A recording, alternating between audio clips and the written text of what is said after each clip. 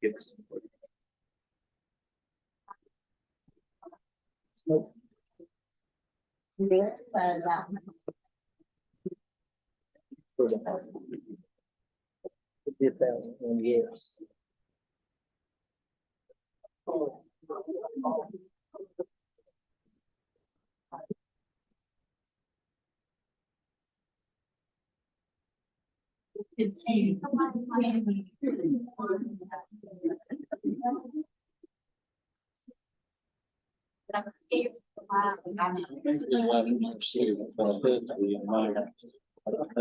Been around. They got a lot of hair shit on the way.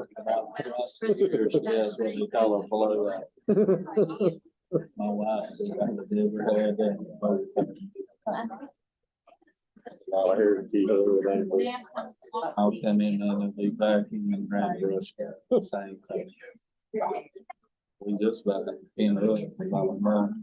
Spring and late and all right, we're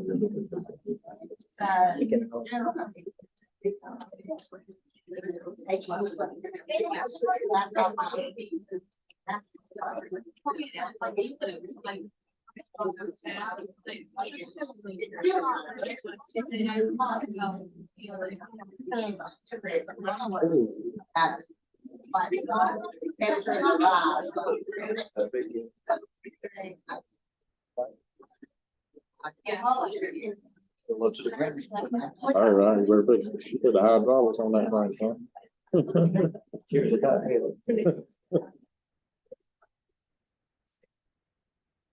Yeah, I think that's it.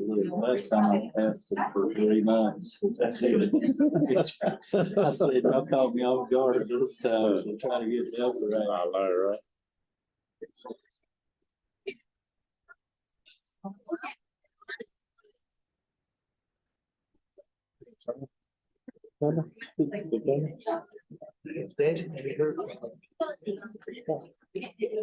No people coming here sideways, but.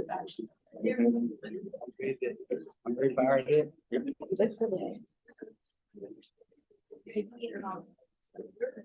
Like to call the Monday, February 12th, 2024, Lake County Regular Board meeting to order. I'd like to welcome y'all here and thank you for being here to show support for our children and our thank you for all that you do for the school system. And at this time, I call on Mr. Chris Clark to do our invocation. After that, we'll have some students from Bladenboro Primary. We will lead us in our plea. Let's pray. Dear Lord, we come to you now asking for guidance and wisdom as we try to make the best decisions for what we see as fit for the students of Bladen County Schools. Amen. Chairman Benton and board members, tonight we have from Bladenboro Primary School, Ariana Gore, Jana Gore, and Iana Lewis to lead us in our pledge tonight. They'll come forward.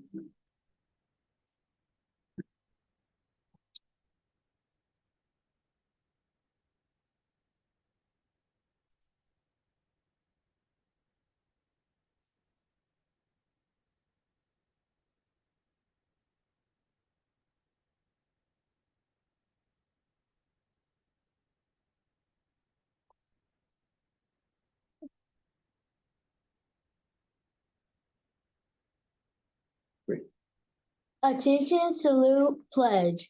I pledge allegiance to the flag of the United States of America and to the republic for which it stands, one nation, under God, indivisible, with liberty and justice for all. Y'all stay right there.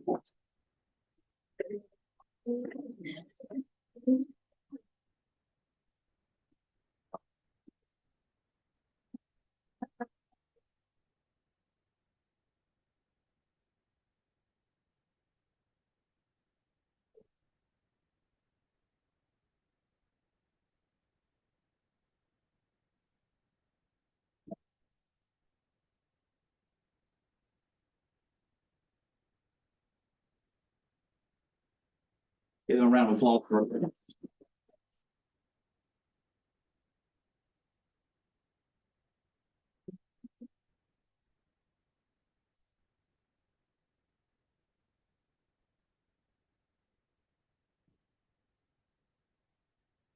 At this time, we need to amend our agenda.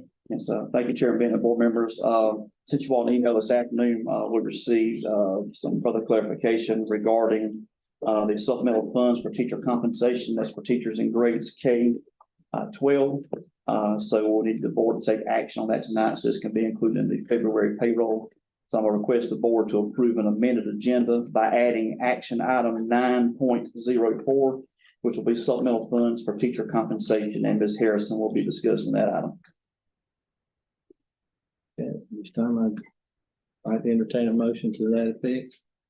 Motion to approve the agenda with the addition of 9.04. Second. It's been moved and properly seconded that we amend the motion by adding 9.04. Is there any discussion? There is none. All those in favor, let it be known by saying aye. All opposed likewise. No opposition, motion carries. Okay, to amend the agenda by adding 9.04. Now, this time, I'd like to entertain a motion that we adopt tonight's agenda, which is number 4. So move. Second. Then moved and properly seconded, that we adopt tonight's agenda. Is there any discussion? There's none. All those in favor, let it be known by saying aye. All opposed likewise. No opposition, motion carries to adopt tonight's agenda. This time, number 5, entertain a motion that we approve, number 5, approval of the consent agenda. So move. Second. Then moving properly seconded, that we approve tonight's agenda. Is there any discussion? I have a question. Everything pretty much in line with that federal E-rate program. Yes, sir. This is actually, it's up for renewal at that wide area networks every 5 years. So yeah, everything, in fact, they with the E-rate program covers 90% of that bill, so the district only pays 10%. So that's definitely a big cost savings there. Any more discussion? Questions, comments? Here's none. All those in favor of the approval of the consent agenda, let it be known by saying aye. All opposed likewise. Here's none, motion carries. We move on to number 6, about active spotlights and recognition. Thank you, Chairman Benton and board members. Tonight, we do have several spotlights and recognitions that we'd like to begin with. First, we'd like to recognize students who auditioned and made the Southeastern All-District Band. We have one student from West Bladen and 2 students from Elizabethtown Middle. So from West Bladen, we have Daniel Gustafson, and his band director is Mr. Christopher Poole.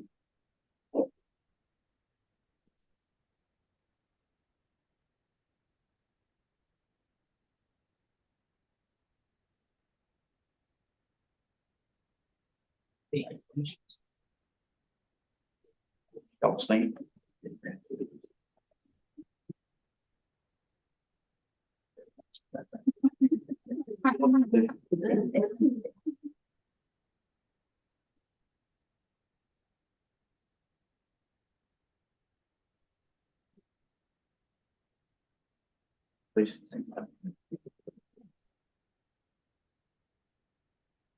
Very good golfer, Mr. Chairman. I play golf with him.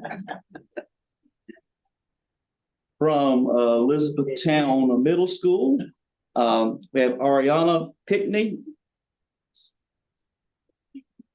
and Aaliyah Wright.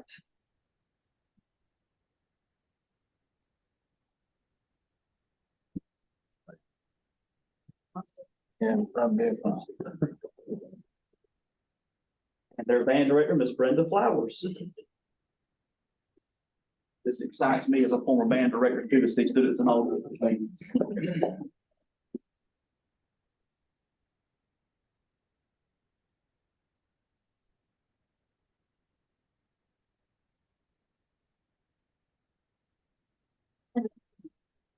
Congratulations, Blake.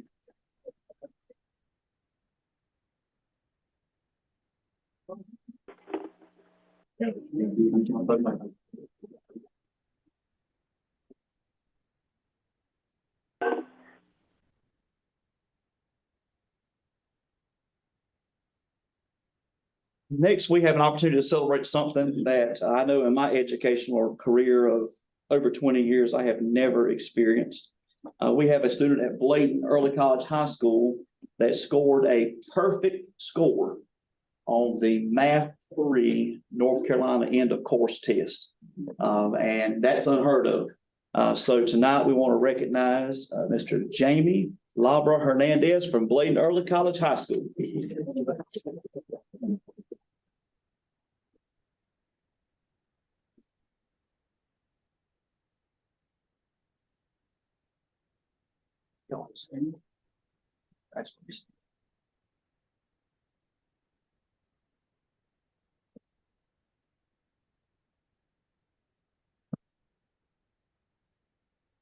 Congratulations.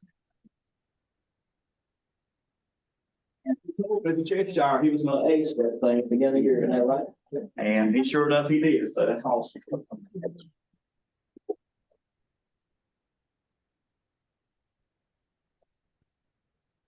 Tonight we'll also be beginning recognizing some of our Beta Club students as well. So we're definitely excited for that. To assist with that, Ms. Norris is going to help us with the names tonight, and we'll begin this evening. We'll have Bladenboro Primary School Beta Club. Good evening, everyone. It is my pleasure to introduce you to our state award-winning Beta Club. If you happen to have the pleasure to be in Greensboro, North Carolina a few weeks ago, you know that Lake County is on the map because all of our schools got called over and over again, and it was quite the sight. It brought me back to the days where we were competing against others. So at this time, I would like to say that our club finished 5th place overall in Songfest and 4th place overall for campaign skit. Hopefully you will get to see both of these performances at our Beta Showcase for the county coming up soon. So to begin us tonight, we have Imani Autry. So in addition to those awards, she was 3rd place marketing, 4th place two-dimensional design, 4th place campaign skill. Sorry, I had that on there in Songfest. All right. Next is Annabelle Bordeaux, 1st place in 3-dimensional design. Nora Chadley. So Nora was our only golden ticket premier performer. She will be part of the opening and closing ceremonies and everything in between in Savannah, Georgia. And she was 1st place in solo duo trio performing arts with a wonderful rendition of a Miley Cyrus song. Hopefully you'll get to hear her talents as well. And 3rd place musicology. Liam Walter Gurdon, he was 1st place in 3-dimensional design. Awesome concept there. 2nd place in living literature. Madeline Edwards. Madeline was 2nd place in living literature and 4th place in scrapbook.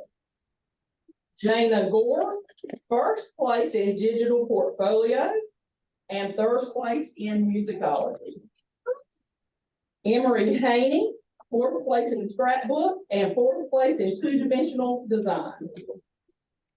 Milana Harris, 1st place digital portfolio, 2nd place living literature, 5th place sculpture. Iana Lewis, fourth place, scrapbook. Braxton Parker, fourth place, mixed media. Peyton Robinson, third place, musicology, and fourth place, two-dimensional design. Julia Singletary, first place, digital portfolio, first place, three-dimensional design, and second place, living literature. Jasmine Stanley, second place, living literature, fourth place, two-dimensional design. Nyla Wright, third place, musicology, and third place, painting. And now may I introduce to you the newly elected North Carolina State Elementary Vice President, Ariana Gore.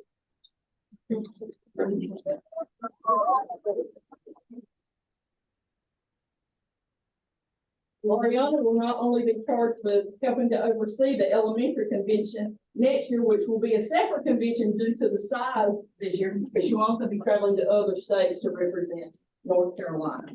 We'd also like to thank our beta sponsors here with us tonight, Ms. Kelsey Morrison, Ms. Kara Kelly, and Ms. Martha Walter. None of this would be possible without these three talented educators. And a few more who are absent, but as you know, sickness is going around. So congratulations to you all.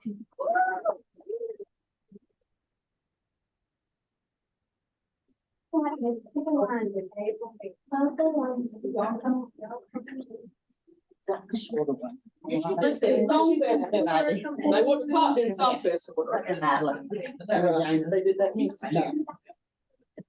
Hold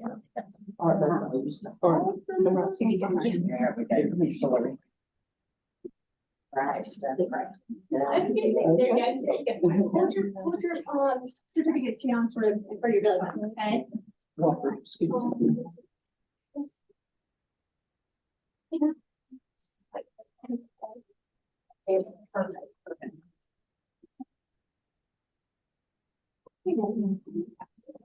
Great.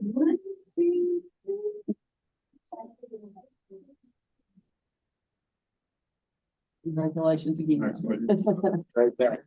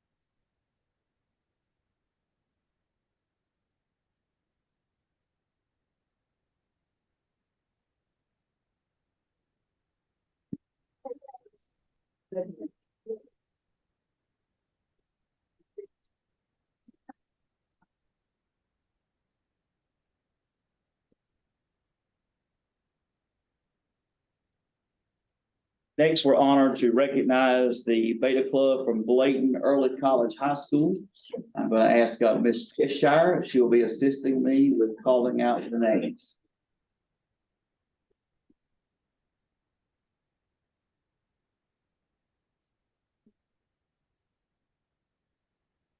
Greetings from Bladen Early College. We have adopted the motto "Tiny but Naive."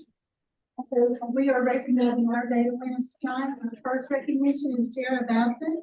Jared took 5th place in on-site drawing Division 2. Mr. Riley McIntyre, 3rd place, 3-dimensional design.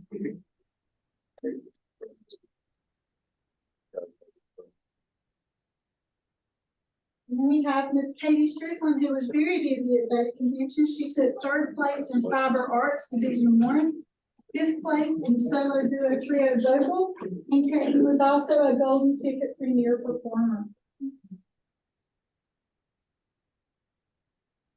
And then all of this is made possible by our fabulous data sponsor, Ms. Holly Meehan. Thank you. give Blaine Arbor College High School.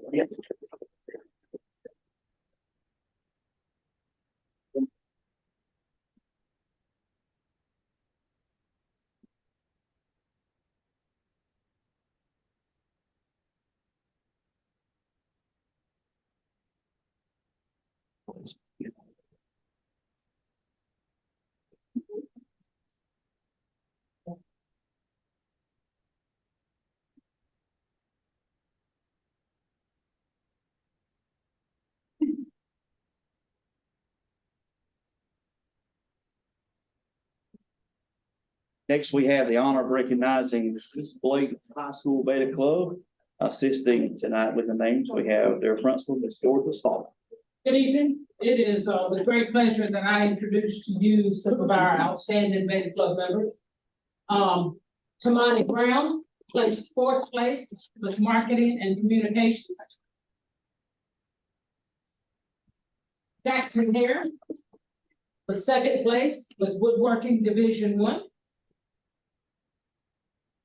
Jarrell May, fourth place with marketing and communications.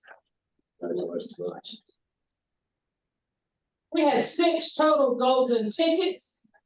One representing tonight, Jair McLevine. Was also a singer and received a golden ticket. He also received the Hannah Leitner Scholarship for $2,000 for Beta Club officers and members. Jemiah Peterson placed first with black and white photography in Division I. Ruby Stevens was first place with mixed media Division I. Nia Wood was fifth place in musicology, as well as fourth place in marketing and communications. Our Beta Club members also placed first in apparel design, second place with group talent, large division, and fifth place in show choir. We have a couple of members representing those tonight. And all of this is under the direction of our wonderful sponsors, Ms. Cheryl West and Save Her Love. Thank you.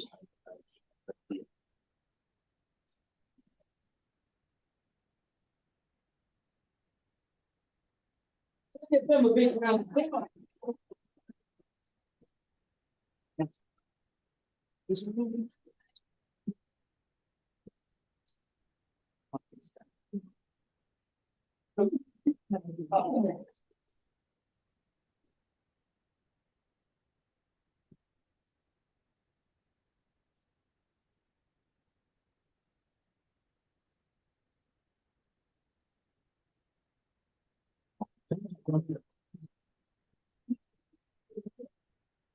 And as I'm leaving, on behalf of East Bladen and all of the Beta Club sponsors, I would like to say thank you to the board members and superintendent and all of the district leaders for your support and supporting our Beta Club.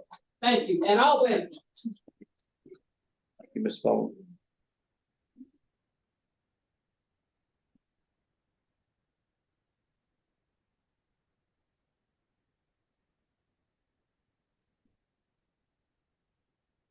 At this time, we have the pleasure to recognize students from the West Bladen High School Beta Club. And assisting me with the names is their principal, Dr. Hester.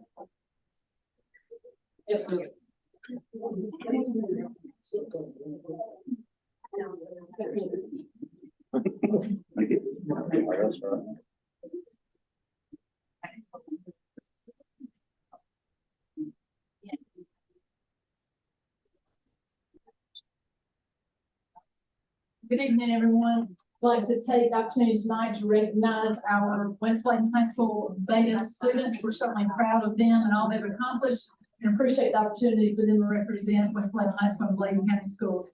First, we have Kay Allen, second place, apparel design. Walker Barkley, second place, apparel design. Tucker Bordeaux, fifth place, spelling bee. Jonah Bryan, fourth place, black and white photography, Division I. Madeline Evans, second place, performing arts, solo dancer. Madeline Evans is also being recognized as a premier performer, solo dancer, and she received a golden ticket. Georgia Hester, second place, 11th grade science. Kylie Luganville, second place in quilling, Division I. Stephanie Maldonado Ortiz, fifth place, drawing, Division I.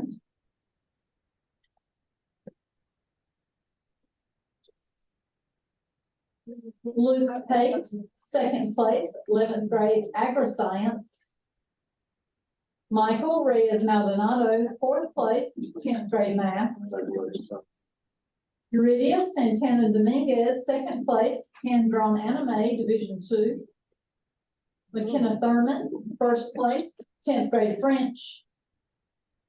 Aiden Trinidad, third place, 9th grade science. And on behalf of our large group Performing Arts Senior Division, Megan Pate will be recognized and receiving the honor for our group. They were awarded fifth place. We'd also like to recognize our sponsors for Beta Club, Sherry Lewis and Lauren Young. Congratulations to these students and sponsors.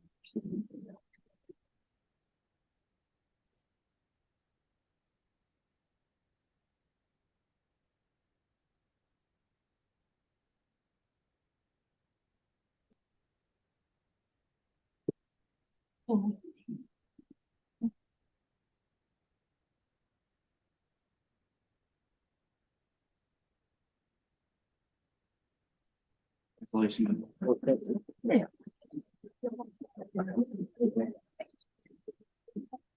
also like to recognize Darius Jimenez for our CNAs.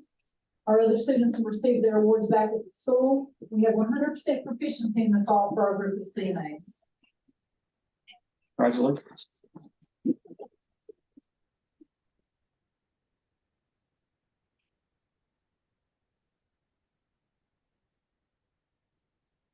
Taking care of as we get older.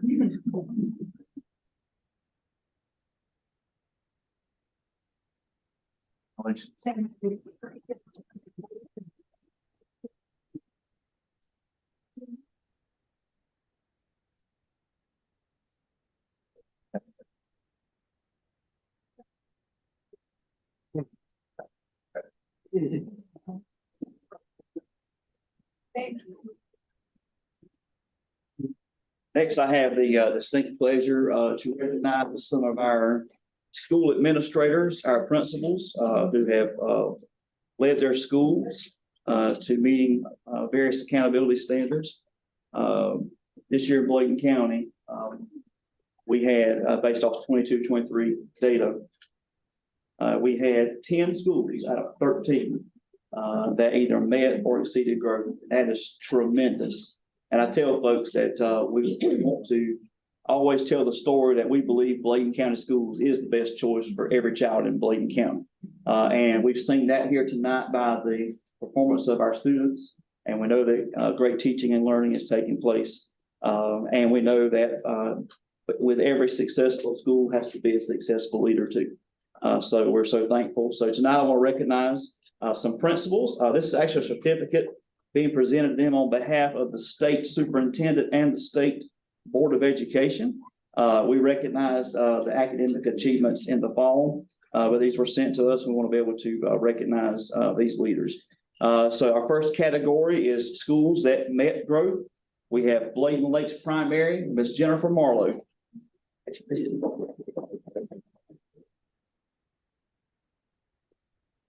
We have Elizabethtown Middle School, Miss Joyce Spencer.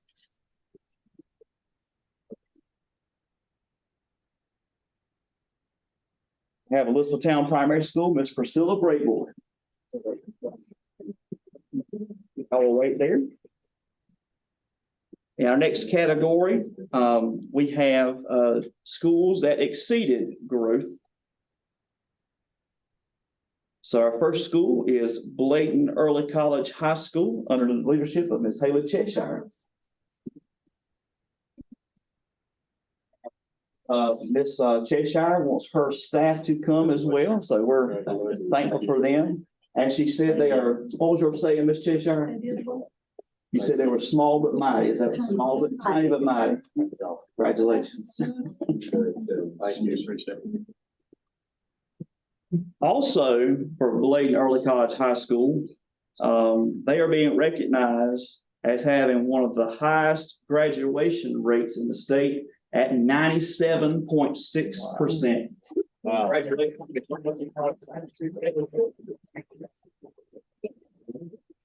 you.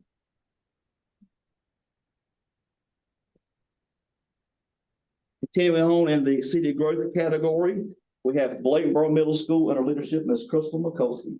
Thank you.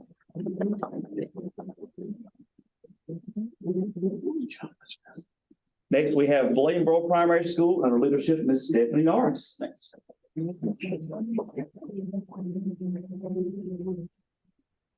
Next, we have Dublin Primary School under leadership Mr. Jason Folsom.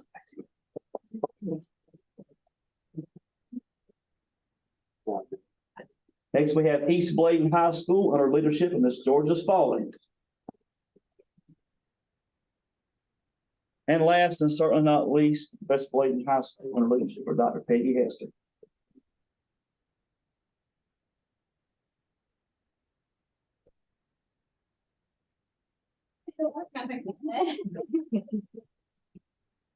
Yep. All right, so let's come together, make a couple rows. More than one person. Tell people in the back. Thank you very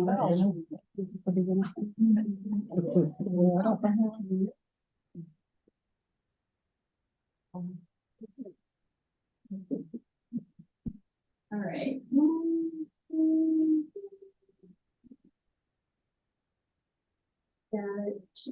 Congratulations.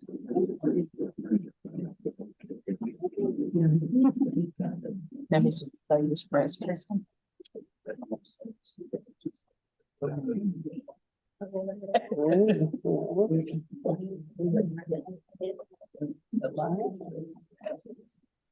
This picture of our principals will be sent to Superintendent Truitt and Board Chair Eric Davis, so they can see the recognition that they sent to us.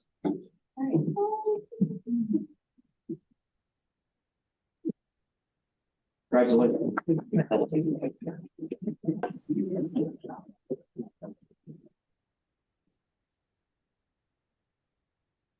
Such wonderful celebrations tonight.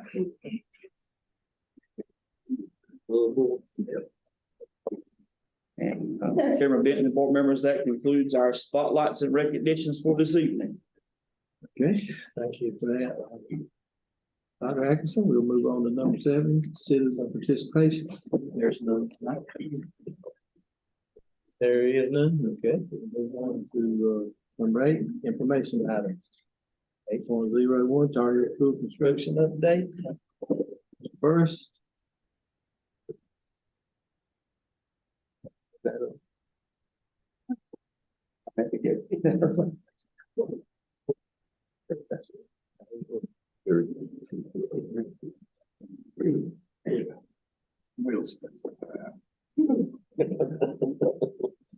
I'd be smart.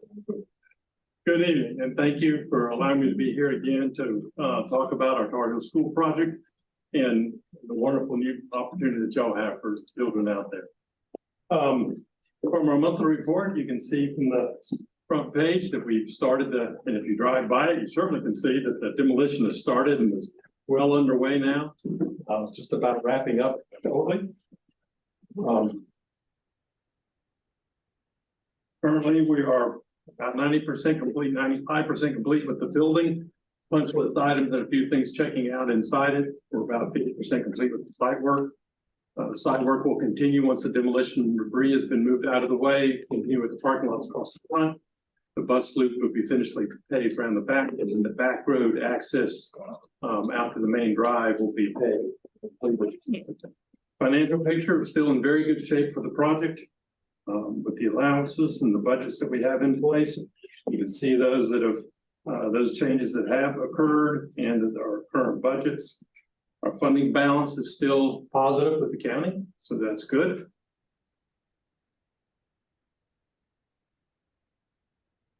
Throughout the whole construction process, Bordeaux has been on track with their budgets and their pay applications.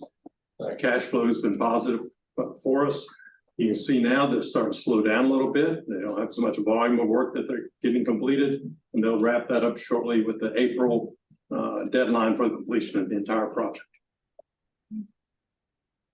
Next is a list of the change orders that have come into the project. These are individual items that have been rolled up into changes and potential changes on the project. I do want to alert you to one that's before I come back to the next meeting. We have PCO 78 that's been added. That is a sweep of the accounts that we had with allowances that were in them within the construction contract. That sweep or funds not spent on the items that were designated for the project currently totals $386,000. That'll be the next change order coming back to the project budget from the construction contract. That's in addition to some other changes and allowances that are still in place for the site work that has to take place. So overall, there'll be a net return coming to you, pending some of the further discussions we have here tonight on the field house and those kind of issues. So, it's the project's under budget. Part of that reason because of the allowances that we had in the contract to start with, because we did not want to go back to the county for additional funding. We don't have any items that are outstanding right now of RFIs or submittals. Contractor and architect have stayed up on top of that. Right now, the work over the past 30 days, we've been dusting doors, doing IT, doing security, running through the commissioning of the building, making sure that the heating systems and air conditioning systems will work. We're still going through some of the items on that.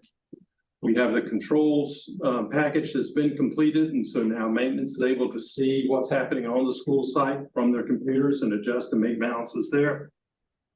We're going through the final cleaning, and then installation of any late equipment or items that have been missing from the furniture contracts. Those are being put into place now. Over the next 30 days, we'll work on continue to finish the punch lists. We have the existing building demo to finish and wrap up. Clean up the front of the site. We'll finish closeout of the construction documents. We'll start entering the information into your maintenance system so that the work orders or future work orders that are required in order to maintain the equipment and keep their warranties will be in place. We'll enter that into your system. And then any miscellaneous furniture purchases that we need to make, we'll continue to get those purchase orders completed. On the back page, you see some photos of the demolition and where it's at. The fire tank and all of the purchases with that have been completed, tested, and operate fine. And then you can see the back road that will be adding a layer of, we'll be patching some of the soft spots that are in that road, patching the potholes that are there, and then repaving that back access road to the site. So all the paving on the site will all be brand new. Nice. Are there any questions? Thank you very much. Thank you. Thank you, Mr. Burrow. It's time we'll move on to 8.02, changes to the 23-24 school calendar. Dr. Axe. Thank you, Chair Benton, board members. Just want to update you.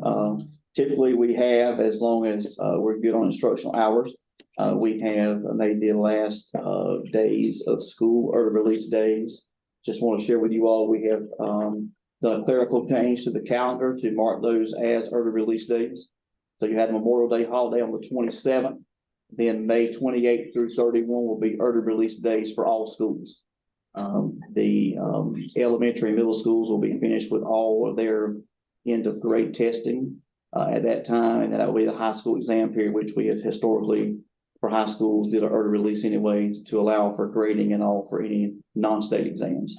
Other change that we have is we've just marked 3 days in the following week. We had discussed this previously. It's considered a second chance remediation testing window.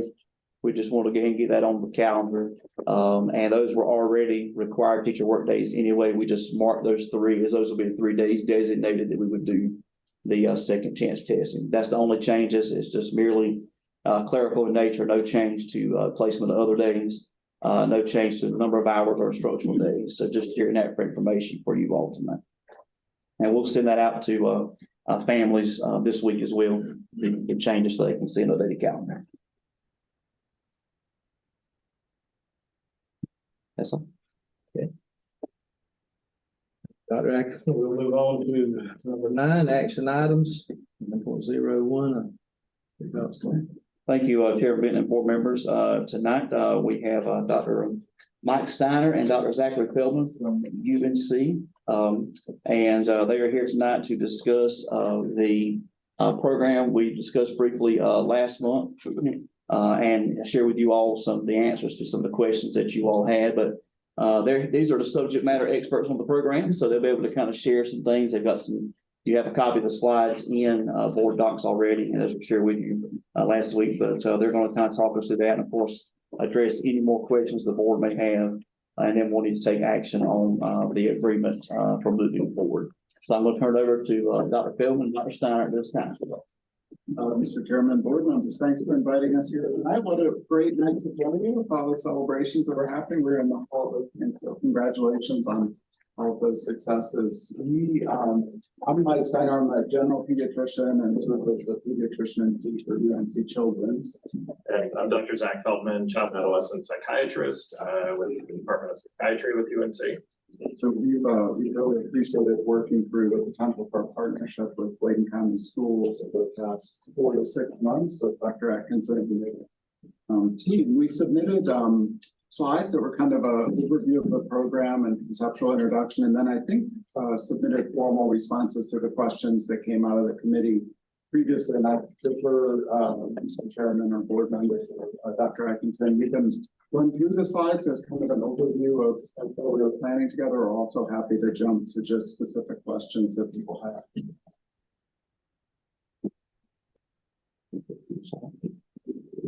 Okay, so I'll do a little bit of, you want to read it? You can go ahead. All right, I'll do a little of the introduction, then Zach will talk us through a little bit about the program. So the take-home points, kind of starting with the end first, and you all as leaders in the school and with youth know this as well as anyone, but there's currently a mental health and behavioral health crisis. The state is trying to mobilize to address this, and think we're slowly catching up. There's a lot of momentum, both in school districts around the state, in healthcare settings around the state, and then with state government to start addressing this better. UNC and community partners, and particularly Bladen County School District, we think are particularly well positioned to pilot school-based treatment. And we'd like to demonstrate the sustainability of this model and potentially develop and use Bladen County as kind of the cutting edge school district in the state to show how a partnership between a rural school district and health system can adapt to meet the needs of the children of the state. So just in terms of a little bit about the background, pre-pandemic, mental and behavioral health things were a challenge for children, but that really accelerated through the COVID pandemic and continued to plateau and not dramatically improve since then. So about 40% of US teens report sadness or hopelessness that affects their ability to engage in activities.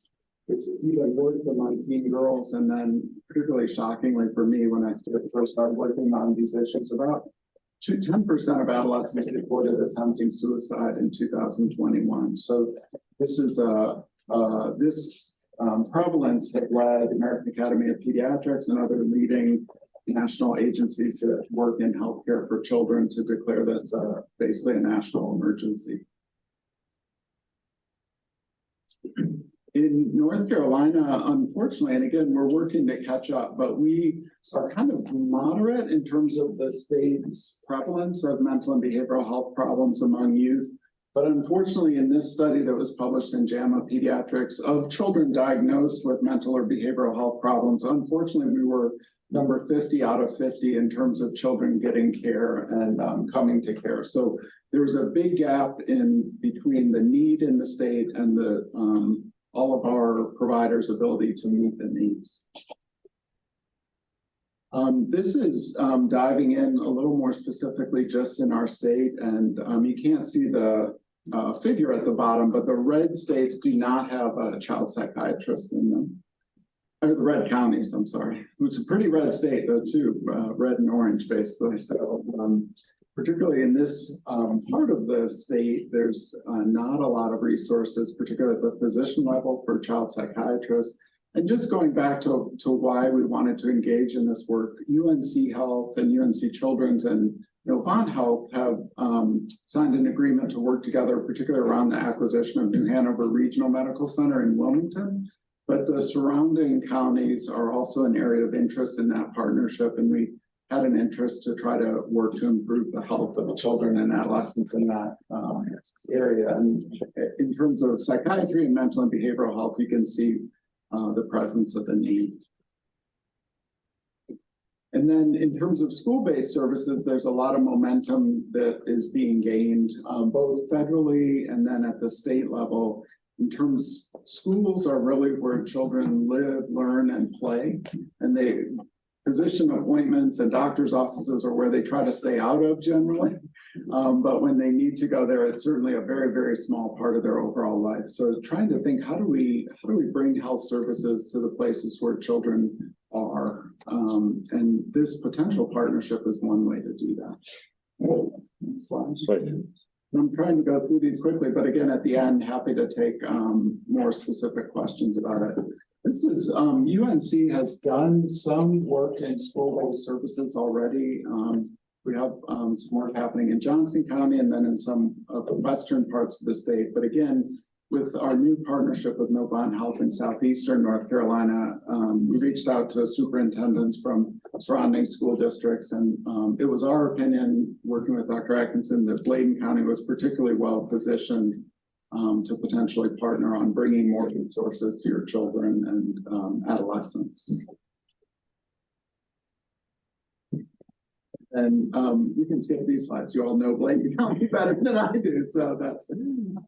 But I will say again, just go back one slide. We talked to other school districts, but we were really impressed with the strengths of the school district here. The fact that there had previously been a program with some embedded mental and behavioral health team, and then again, working with Dr. Atkinson and his team certainly seemed like a great opportunity to partner together. But there's also, challenges, which again, you all know much better than I do, but being in a rural area, an area we saw already where there's not a lot of resources for children's specialty care, and then just issues around recruitment and retention, and then for students, among all the other challenges, just the challenge of chronic absenteeism. So we thought it was an opportunity to be able to work together, again, in partnership.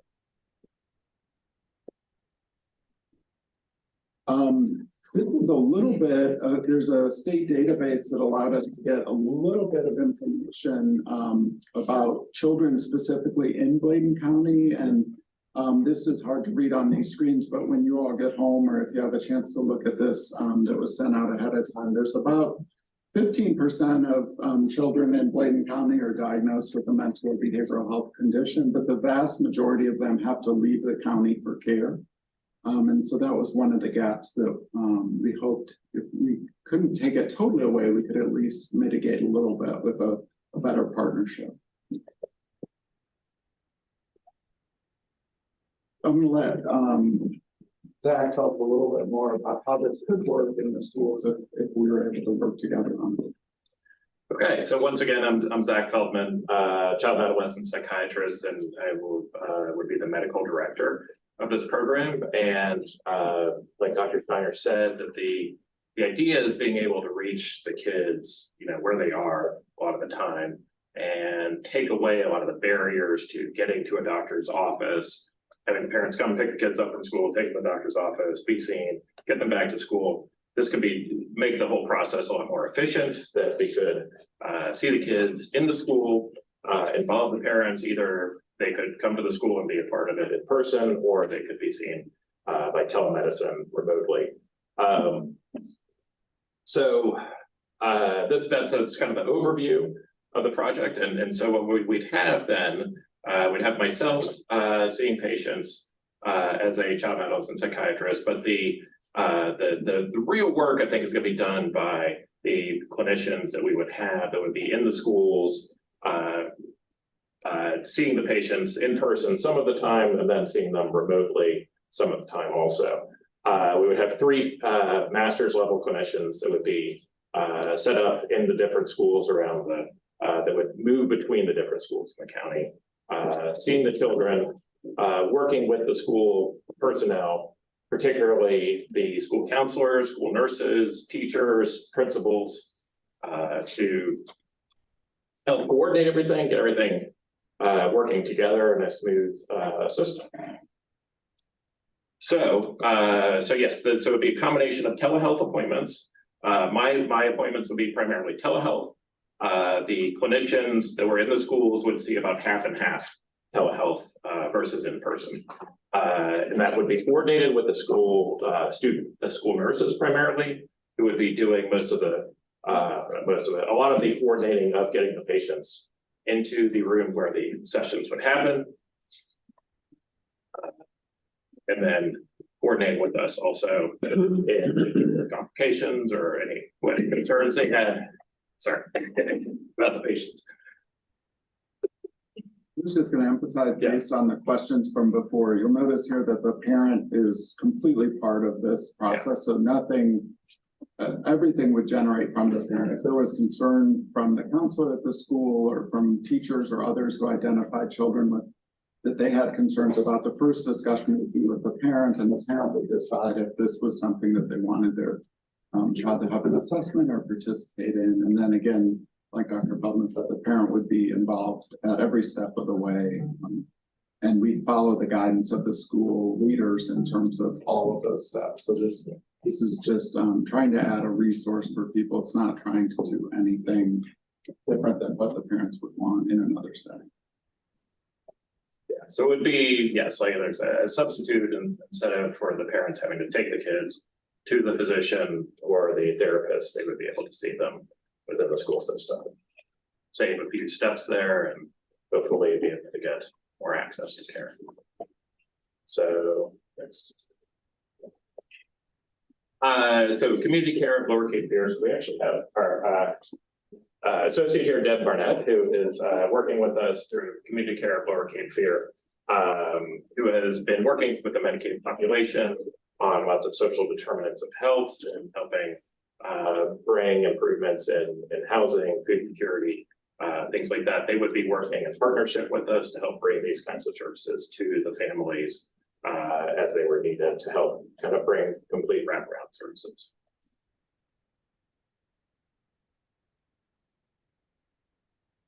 So the goals, like we said, to be able to help identify and treat the mental health conditions of children and adolescents in Bladen County.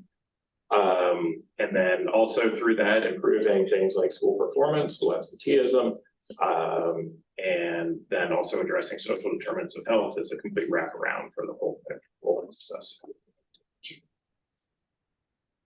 And these are the measures that we'd be looking at with the goals of getting 350 students seen within the first year, and then a total of 750 by the second year. Visits we would anticipate throughout the first year and then in the second year. And the idea is that this would be something that would come to sustainability. So the initial portion, a lot of it is going to be funded by the grant for the Duke Endowment. But then we would be billing insurance and Medicaid for the appointments. And the idea would be that that would be able to sustain the project going on once the grant has expired in 2 years. Next slide. So this is just looking at potential opportunities coming up to expand this kind of thing going forward. That there is the, what is it, New Hanover?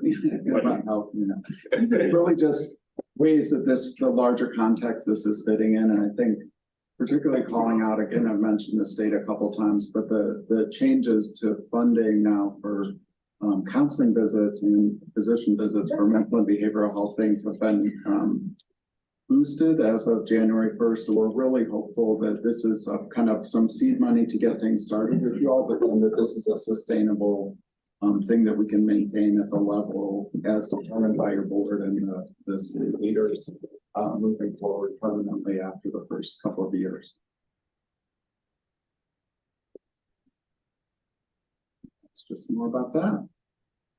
So in summary, you know, we kind of acknowledge the struggles of youth currently with mental and behavioral health issues. I think there's a lot of momentum around us around these issues, and then feel like the Bladen County School District partnered with UNC Health are in a good position to pilot and then sustain a program to better address the needs of your students for the coming years. Eager to take questions or clarify things that are unclear or address concerns, but really appreciate being invited. Okay. Is that the end of your slideshow? Yes, sir. Okay. What other services or counseling do you offer besides that, what you're showing us tonight? So we'd be looking at medication management, psychotherapy, would be the primary things that we would be offering to the children. We would also be working with the parents, you know, through using psychotherapeutic methods to help them with parenting and things like that, that may be helpful for them. Over time, we, you know, I hope to have things like parenting groups and things like that, and more work with the teachers on, you know, things that they might, you know, find helpful as far as addressing the behavioral health and mental health needs as a whole. I think it wasn't in the slides, but the hope also is to make deeper connections with the primary care clinicians in the community and be able to support them more directly moving forward. Okay. Were there things you feel are missing or concerned about? Is there anything missing? We think they're pretty comprehensive services for high prevalence conditions for children and adolescents, but And you're with UNC Pediatrics, correct? I'm a pediatrician and psychiatrist. Yeah. But you're associated with UNC Pediatrics? Yes, sir. I'm on faculty. So you're aware that there's a LGBTQI program at the UNC Pediatrics Center. There is there's a clinic for youth working through those issues. Yeah. Okay. Now, on that webpage, one of the stated goals is to have 100% of the children that are brought to you to be surveyed about their sexual orientation. Is that correct? I don't know the answer to that about the website, but that's not the intent of this program. Well, if your stated goal is to have 100% of students ask about their sexual orientation, why should we believe that that's not going to be carried over into the public schools? You would completely follow the guidance of Dr. Atkinson and all of you on what the content would be of any screening or discussions with youth. You believe that LGBTQI should be on the same page as something that's promoted for children's healthcare? I'm not sure how to answer that, sir. You don't? Well, that's easy. Well, so, I mean, I think that there is some relationship there. I think that the LGBT individuals have, you know, a lot of struggles with mental health issues. And so we're here to help them as well as everybody else. And you think school's the best place to do that? Well, school, like we said, is where they are. So that would be, you know, where we can reach them. We certainly are not looking to indoctrinate anybody or to have anything school-wide interventions or anything like that would be in that direction. But right, one of your to be free to discuss. One of your aims is to ask children about their sexual orientation and gender identity. It's really not a name of this program in any way. I got it right off your website. I think that may be a specific clinic within pediatrics. Yeah, but why should we believe that you're not gonna do the same thing here? I work in a lot of clinics across UNC Children's. I know about the clinic you're talking about, but it's just not a broad approach that is applied across UNC Children's.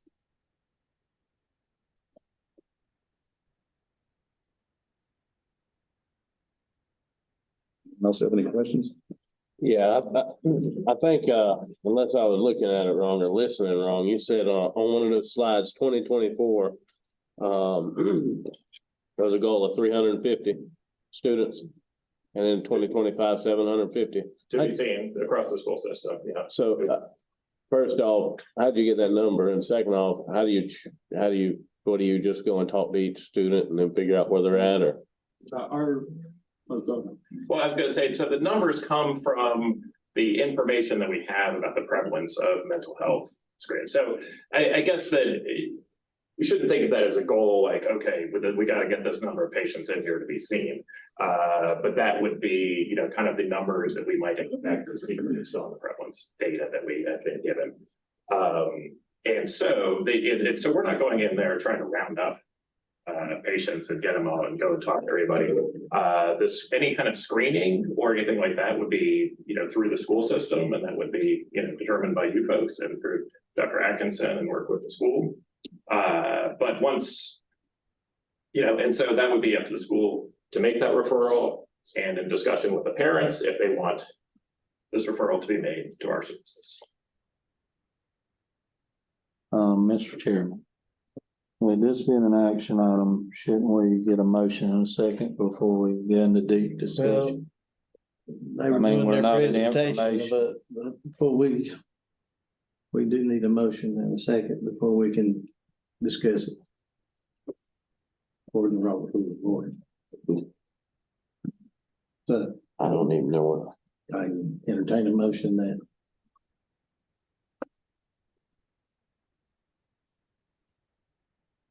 To that effect, we'll get started.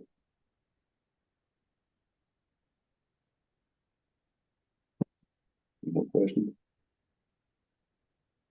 Well, I want to go ahead and get a motion. Okay. So. One, like to make a motion. So motion. It's been This is moved. Gary Road. I make a motion to approve it. Okay. Been moved that we approve 9.01 UNC Health Agreement for School-Based Services. Oh, the motion is to approve it? It's what for to approve it. If it's on here, that's. We got a motion. I'll second the motion if I didn't make it. You made it, Mr. Rhodes. You made the I didn't motion. know if you heard me or not. Yes, sir, I heard you. Thank you for that.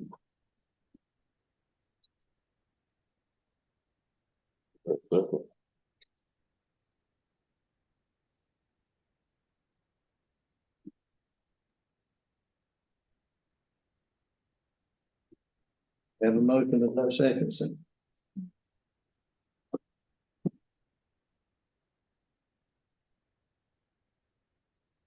where do we go from here? Mr. Gray? Next, 9.02. Can we make a motion, get more information? As far as, We got a motion on the floor. If the motion fails, Well, right now, we don't have a second, so it's will fail due to the lack of a second. Can we table this a little bit longer and get more information? Well, we got a motion.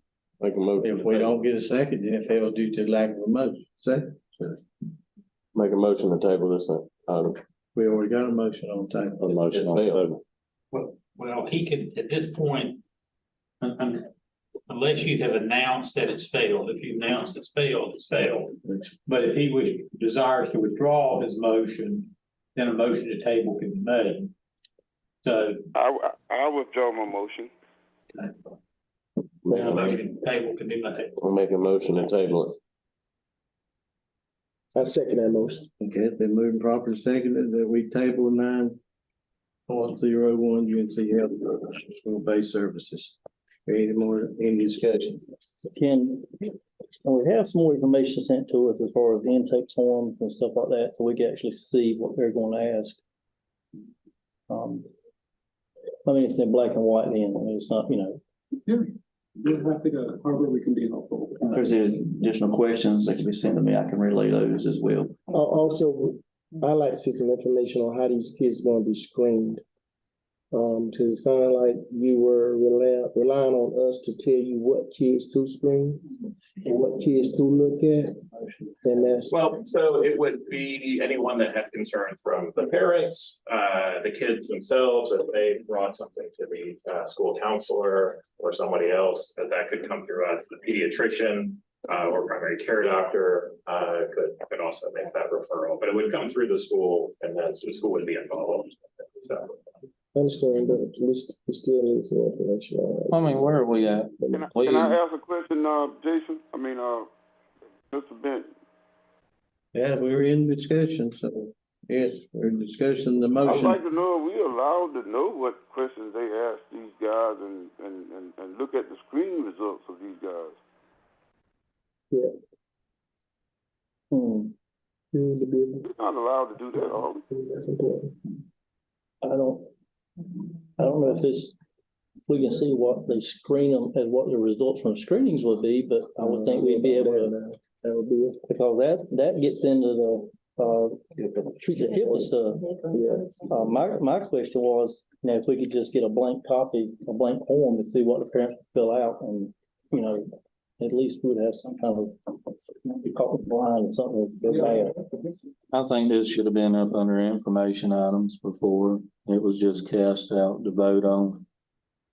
And I mean, if you're tabling it, you're still looking for a motion and a second to pass something that we have no answers to. Yeah. I mean, I feel like it should just be brought back as an information item if y'all want to discuss it or whatnot. All right, now we have a motion and a second to table. I withdraw my motion to table it and make a motion to put it as an information item. We had a second, we have to withdraw that second too. I have to withdraw the second, but. I don't see the need with that if we're gonna bring it back and vote on it again. If you move the table, I think you can bring it back at the next meeting As an information. as an information item. Okay. We'll do that. We'll just leave it Bring blank. Yeah. Okay, like I say, we got a motion to, and second to table. Any more discussion? Yeah, all those in favor of tabling, that be known by saying aye. Others likewise. No. We need to go to hand vote. Hand vote. That's up to the chairman. Let's go to a hand vote. Okay, Dr. Atkinson, can you do the roll call for us? So we're going to do a hand vote on the motion to table. You want a roll call or you want just a hand? You can do it either way, whichever one you. Hand sign, I guess. I'm gonna leave them up long enough for us to Yeah, count. so yes, Ms. Forrest Johnson. Mr. Rhoda will have to give us a voice vote. Everybody else. I think we all need to do that. Get the voice to everybody. Do it Probably what we should vote be doing. on it. Okay. Probably what we should be doing it anyway. All right, Mr. Roden, I vote to table it. Mr. Edwards, No. Mr. Singletary, No. Mr. Quackowski, Table. Mr. Locklear, Table. Mr. Davis, Table it. Clark, Table. Chairman Benton. No.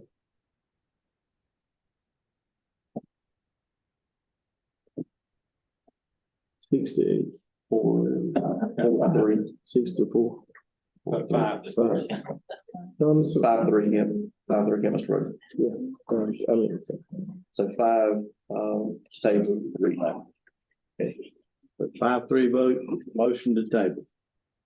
So we'll pick it back up next month, I guess. As Whatever time the board wants to, that's up to the board. okay, whatever type item we choose, either action or information. So, Mr. Chairman, if I could have a moment, so, I know we want the forms and referral forms. Could we say if you have any additional questions that they, or things they want to send, could that be something that the board could email to me by Friday? And then I can send one list to them of additional things in addition to the forms that you all want to review. Or any other questions that you may have, and we can get those back from the 16th. Everybody good with it? as long as all of those questions that are sent to you will be sent to them, they won't be. There's no reason why I wouldn't include any questions that y'all would send to me. And and then all board members would get the same responses that come back from those questions. And this will include all forms that could possibly be sent to schools. Yes, sir. Any forms that you all would have or that maybe the school would even use. We'll look on our end on anything that we would have. Ms. White Smith will check in terms of any that we would have kind of internal already that the school district would use. And we can get everything sent to you all. So I'm thinking maybe we'll get the questions by Friday. Try to shoot those back by the following Friday, give you all maybe a week, and then we can have that back to you all. Maybe 2 weeks from this Friday. Thanks. Good. Okay. Appreciate it, guys. Thank you. At this time, we'll move on to 9.02, Field House Storage Building at Tar Heel. Ms. Burris, still with us?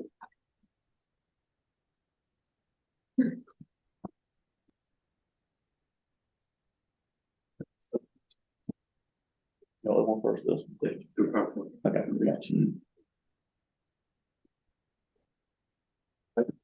Thank you. One of the topics that we had in discussions before in wrapping up that project was a need for a field house or somehow to address the storage concerns that we had out in the athletics area of the site.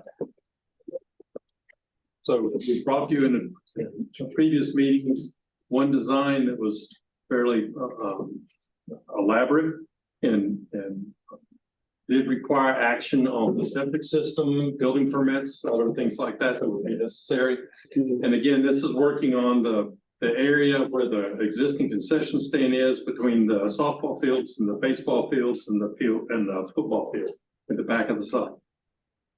That existing concession building has an existing septic system. If we do not do anything different with that building, leaving the existing fixtures the way they are, we can replace the fixtures, but we're not adding to the count of the number of fixtures that are available for services there.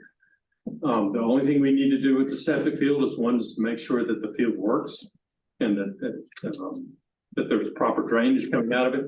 And we may have to do some maintenance to it if we have to replace the line that may be clogged. But other than that, if the septic system is not working properly, the existing pipes coming out.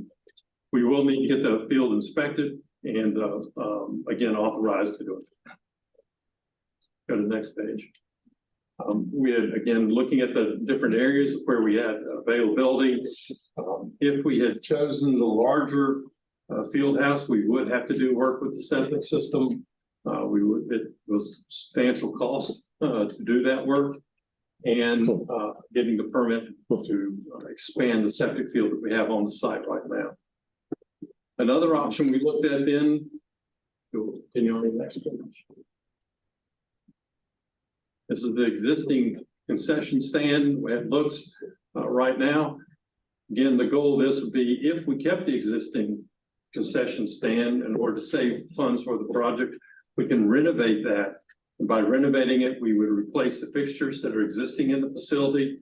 We'd have an epoxy floor on the bathroom areas similar to what's in the new building itself. So that would be in good shape. We do look at electrical systems and the wiring systems that are in that building, make sure that they're properly addressed in safety. The existing 3-compartment sink is in compliance with any health codes issues that you have right now, and general cleanup of the building itself and safety of the facilities. So this was the first option that we looked at, was expanding and making a larger facility for both storage and for the restrooms. I initially came to you with a proposed budget of that, of around $600,000 for the existing building, work on the septic system. And then if we had dugout work or other things associated with the existing dugouts to be able to address some of that. Within your current project budget, you have unencumbered funds of about 575,000. And then you have unspent contingencies, part of which I addressed tonight was the $380,000 that's being returned to you. And then there's another 200,000 plus in site contingencies that can be returned to you.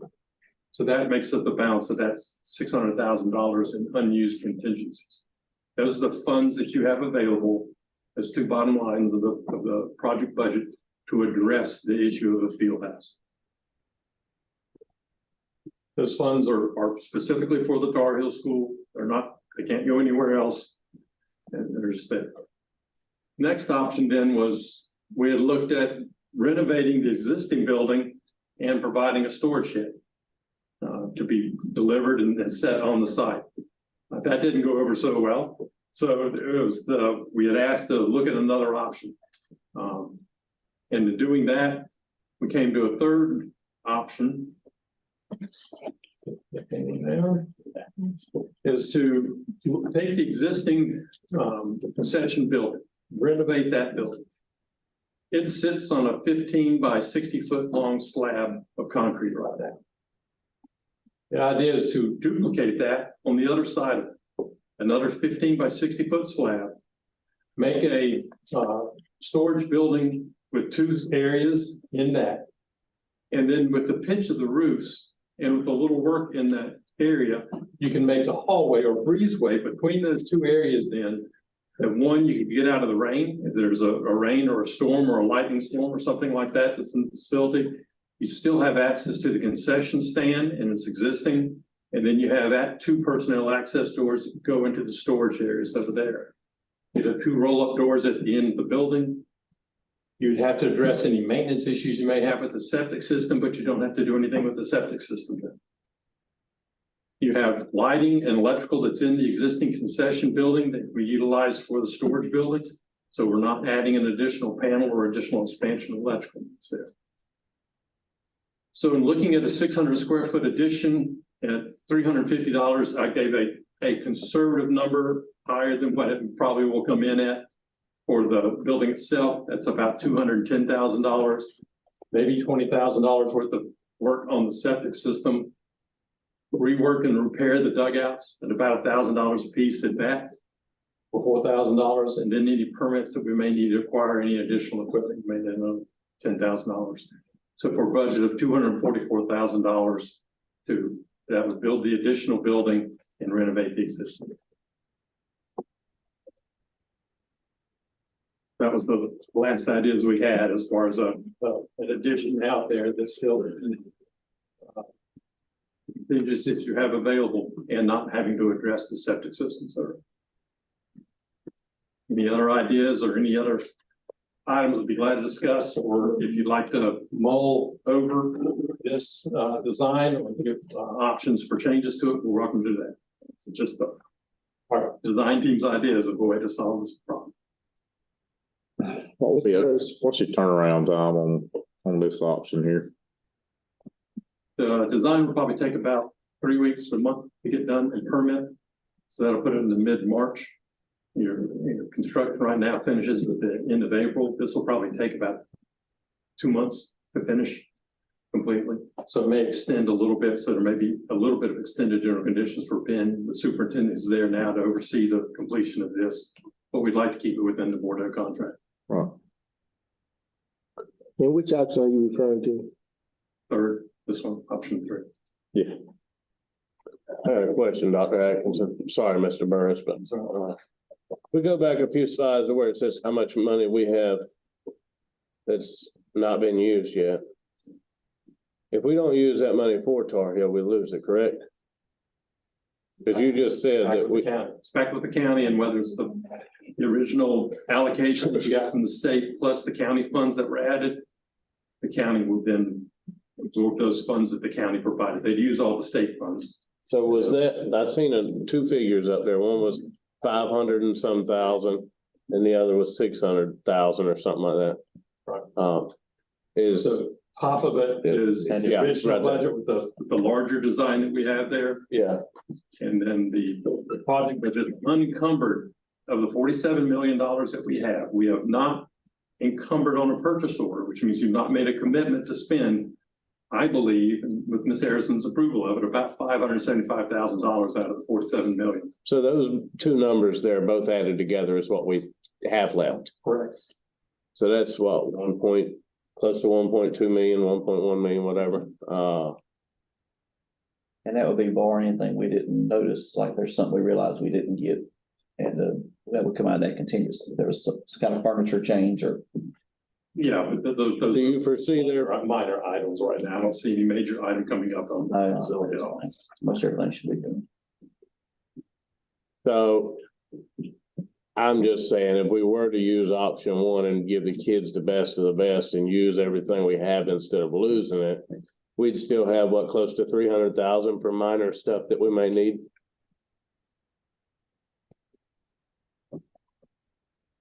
Rather than, Again, it's how you work with the county. Yeah, no, I understand that. Because I don't know, when it reverts back to the county, if they would give it back to the school system or not, they could actually retain it. Their allocation that. How long would option one versus option three take, as far as the building and everything else? Probably add another month for the septic system permitting and all of those issues, and you probably add another month for construction, about 4. how much a year?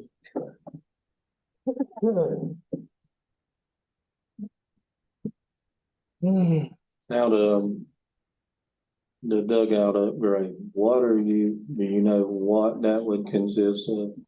Not this time. We've got fence dugouts that are there now and bleachers that are there. There's not a whole lot of improvement other than if you want to put, do away with or improve the fencing or improve the roofs that are on the facility. So it's minor items. So with this option one, you'd be completely redoing dugouts. You can do that in any scenario, redoing the dugout. Well, I see there's a difference in the price for the dugouts on this one versus just painting and renovating on the other. Yeah, that was my first pass at it. Shared with y'all early. Redoing the dugouts, making them cinder block and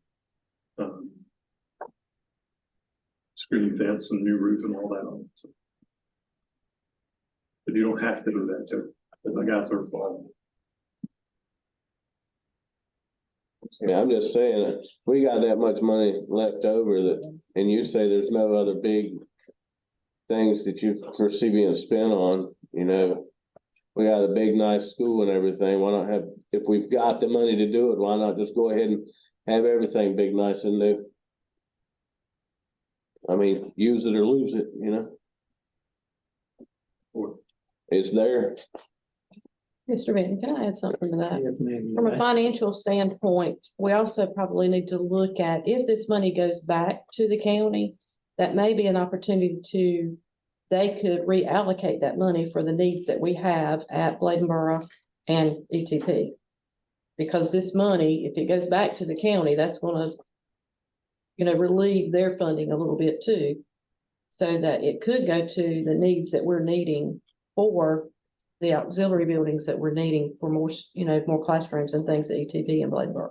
It would just require them to reallocate. That's right. They would just have to reallocate the funds to them. They would reallocate it to additional projects and it's going to be used out of their current expenditure for this year. Right. I thought we were paying the county back for what they gave us anyway. We are. Explain how it works too. We're paying the county. We're taking the money, let me see how to explain it to you just so, because it's confusing, it can be confusing. We are paying the county back we've got our portion that we got and they got the 7 million. So we will be paying them back for the 7 million. But if we give them back this, whatever from this, that will decrease that amount. So we would still be paying the county, but that would be, because we're gonna have to pay the county for the Bladenboro and ETP auxiliary buildings also, or the classrooms, whatever we decide to do that on that. So it would put us still paying them back the same amount if we don't go over, which would go over that a little bit. But if we don't give the money back to them or reallocate the money back to them so they can reallocate it to us, then we're gonna be paying more than what we would have before. Does that make sense?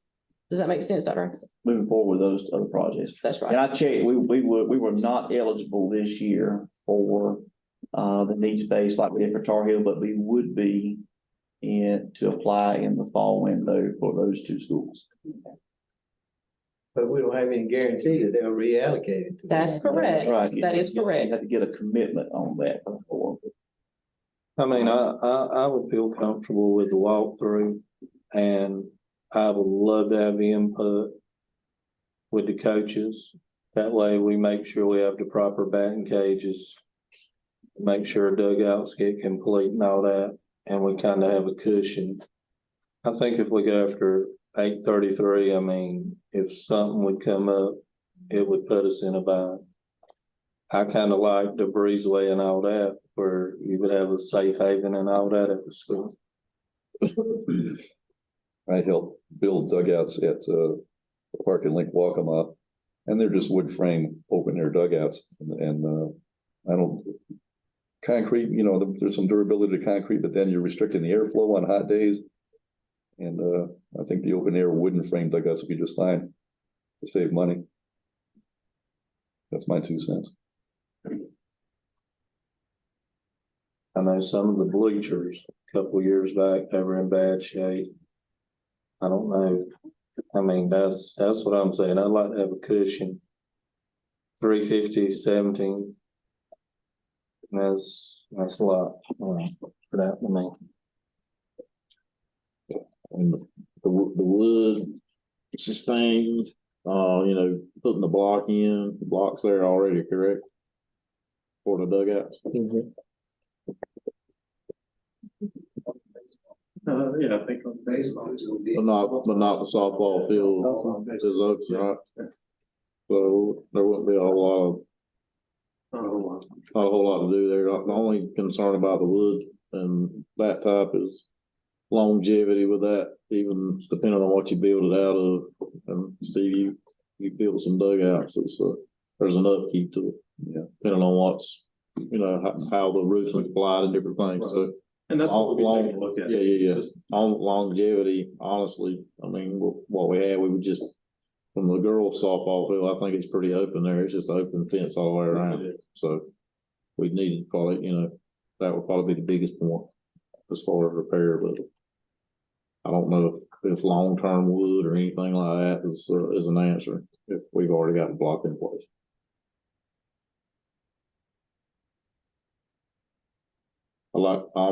I'm partial to the breezeway simply because it gives a place to go, thunderstorms, rain, different things like that. It gives us an avenue. It'd be a place to, do different things as far as murals or walkways. Might give them some options to do some things there as well, as far as that goes. But I get what Keith's saying. Spend the money we don't know, but I think in good faith, if we return the money, then obviously there's no guarantees that we would get that money back, because we need those. We need the resource buildings at both those schools. So hopefully they would see that as in good faith and return the favor. If I can speak even on that, I mean, we have not only the multi-purpose space, but both schools have more room. If we look at what we were doing before with fifth grade, we've already seen some positives with fifth grade being back at the elementary schools. So if we had an opportunity to do that with additional classrooms, that would be helpful too. But there again, we wouldn't know until that would be fitted out, kind of what that would look like.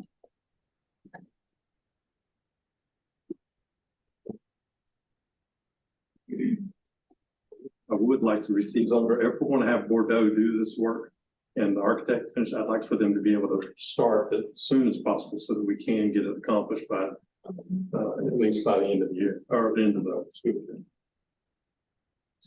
Are we open for motions? Would it be feasible for us to, because, you stated that if we went with this option 3, that in the inside of the concession stand, you wouldn't be doing much upgrading as far as the electrical and that. And we could look at going back and looking at the panels. Anything that needed to be changed or upgraded, we would do that. Any new lighting that we can do, we can put in there for that cost. Lighting in the bathrooms, the doors will need to be replaced going into the restroom areas. All those things can be addressed for the budget that we've got. A new electrical service or a new transformer, I don't see the need for it being out there. Primary service into that building is probably going to be sufficient enough to address, but particularly if you go to LED lighting is the 2 spaces. Your low drop. Yes. I don't know how the other board members feel about it, but I kind of think that we need to look at,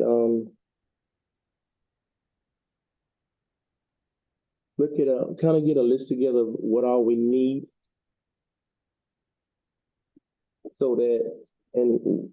So that we have the clear expectancy of what we're gonna receive. And you give us a number on those things that we turn into you. That way, when it's all finished and done, we know exactly what we expected. And we know the number that we're gonna spend. So that, well, if we have to give this money back to the county, and in good faith, I hope they give it back to us. And I think they will, but, our goal here tonight. that way we don't overspend here on this before we link this money back to them. But because we need to get those classrooms done, those kids need that. The goal here tonight was to have an option to choose. So from that, we can do a design. That schematic design I can present back to you. If you have any questions or anything you'd like to see in that design happen, then I'd like for you to share those with Dr. Atkinson, and we'll be able to put that into the design of the schematic design. We'll bring that design to you for approval of it. And with that, we'll have a budget, or not just a budget, we'll have a bid price from the contractor to do that work. I'll make a motion to go with option 3. I second. It's been moved and properly seconded that we go with option 3. Any more discussion? If none, all those in favor, let me know by saying aye. Aye. All opposed likewise. Opposition motion carries. Option 3. Chairman, can I make a point of order? Yes, sir. I just did a little research on motion to table. It actually does have to be brought up at the next meeting or it dies. So if it's not brought up at the next meeting, it dies. Automatic. Yeah. Now that's whether it's information or action. Okay. Okay, 9.03, North Carolina School Boards Association, Legislative Committee Service, Dr. Atkinson. Thank you, Chair and Benton, board members, and some of the board members is not loading that later, but essentially what it's asking is the board to select a representative from Bladen, Board of Education to serve on the, North Carolina School Boards Legislative Committee Service. We did check, and I want to get clarification because, last month we, said full board. But what was meant by that, my understanding from Andy is that it's majority vote of the board. So it couldn't be that just one, it could be where a committee could select it would be brought for the full board. So we would need a nomination from floor to serve on the North Carolina School Board's Legislative Committee Service.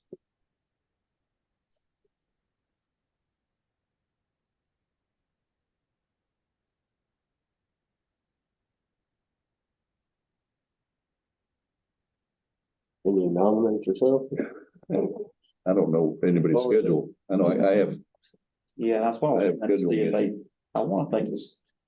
I've read something twice a year, but I was one. Or maybe 3. I think that was 2 or 3 times. Yeah, it's not. And 3 meetings. I read it, I think it's 3. We did it virtually. Yeah. Pretty easy to. The other 2 are in person.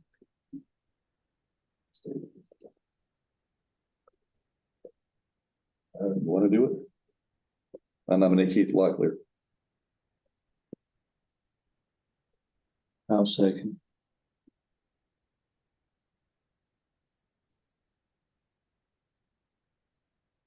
And we've got Keith nominated, we got a motion and a second.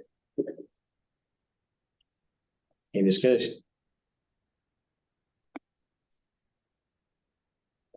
No discussion, all those in favor, let me know by saying aye. All opposed likewise. Opposed. Think I had one opposed. So I will take care of getting that to the School Board Association tomorrow morning. So I'll let you know what they send material.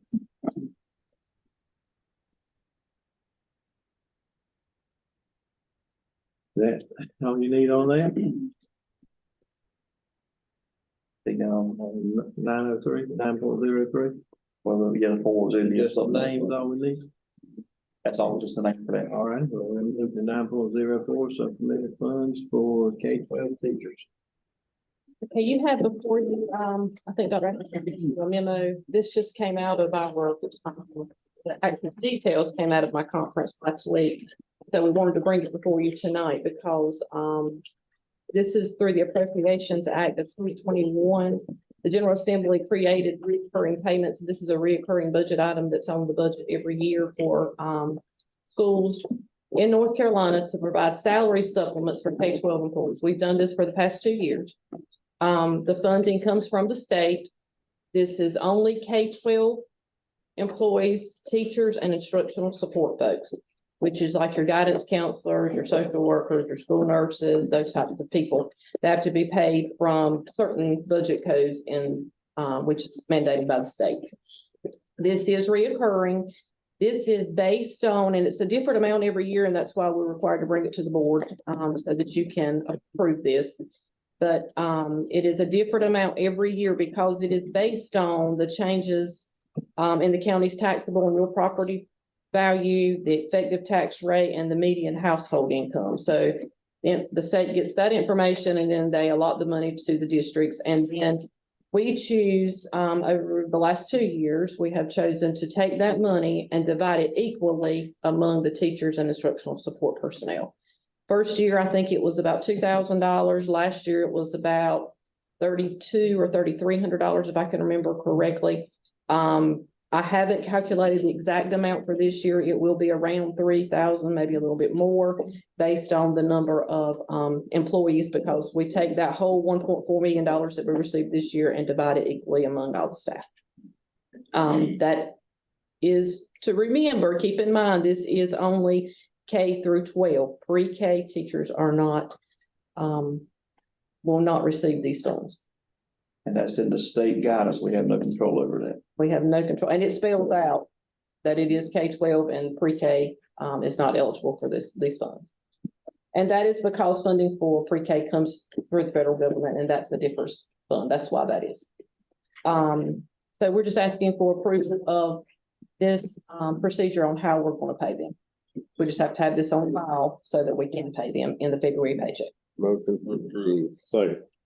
Moved properly seconded that we approve 9.04 supplemental funds for K-12 teachers. I thought it was closed session. That was, we had a minute. We added 904. Okay, gotcha. Okay. Yeah, I I'll be here. gotcha. Okay, we got a motion, you know, second.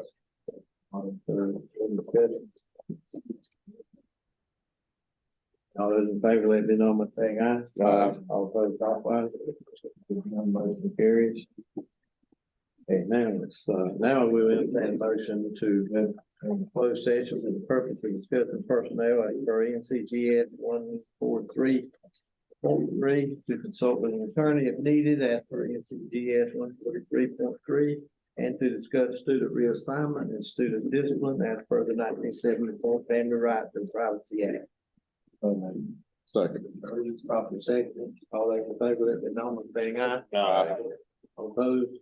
Likewise, then motion carries. We will now go into closed session. Be back shortly.